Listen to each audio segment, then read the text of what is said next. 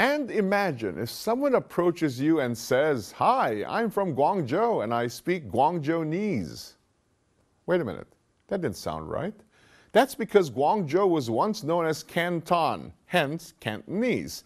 Well, let's face it, most foreigners identify Cantonese as both a subgroup of Chinese people and a dialect.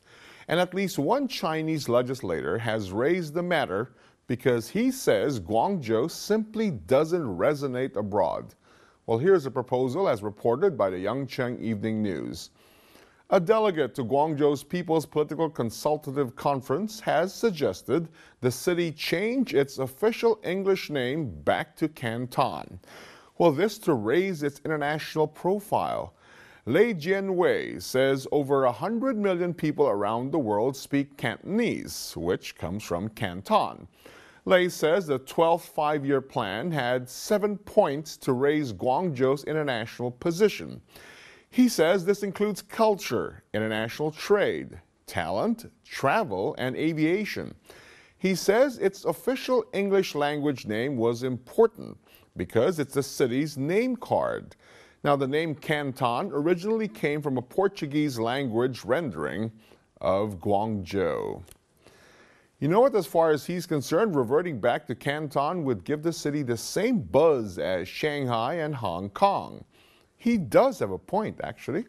But his proposal faces rough seas. Well, here's what we're talking about from the Observer website. Liu Gang, the deputy director of the Communist Party's Central Committee's Guangzhou branch, thinks the renaming is illegal and unnecessary. He said, quote, "First, China has ruled that English names of its provinces and cities be written in Chinese pinyin. Second, we have been using the name Guangzhou for so many years, and people are used to it now. I talked to some foreign consuls in Guangzhou last year, and they also said Canton makes them think about the old Guangzhou. But the name Guangzhou represents the modern Guangzhou, and the Asian Games have already promoted the name to the world."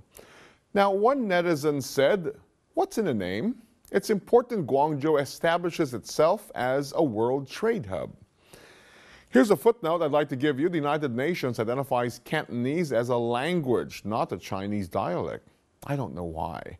At the very least, it shows the world recognizes Cantonese and not Guangzhounese. Now, let's move on, speaking of Chinese netizens, the homegrown Southern Metropolis Daily reports on a startling survey result on the proposed name change. 2/3 support the name Canton, a fourth say either is okay, and less than a tenth prefer to retain Guangzhou.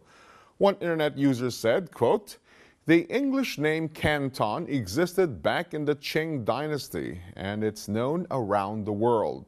For centuries, dictionaries, encyclopedias, and history textbooks in the West all named the place Canton. There's no such thing as Guangzhou. The word Canton originated from the way French people translated Guangdong." Now, another netizen said, quote, "The airport code of the Guangzhou Baiyun International Airport is CAN. The trading fair, which attracts many foreign businessmen, is also called the Canton Fair.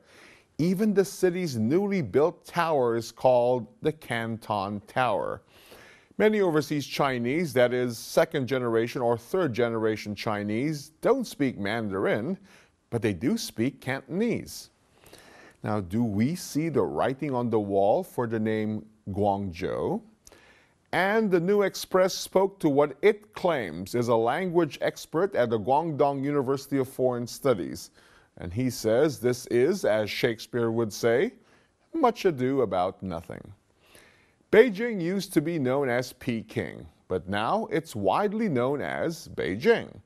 He predicts that with the rapid economic development of Guangzhou, more and more people in the West will accept the word Guangzhou, and they will forget the name Canton. Two things here.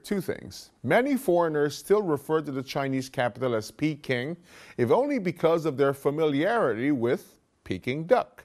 And for so long as the term Cantonese is out there, I wouldn't bet on the demise of Canton. And that's today's national news. But when we return, around the world, a look at China's global footprint.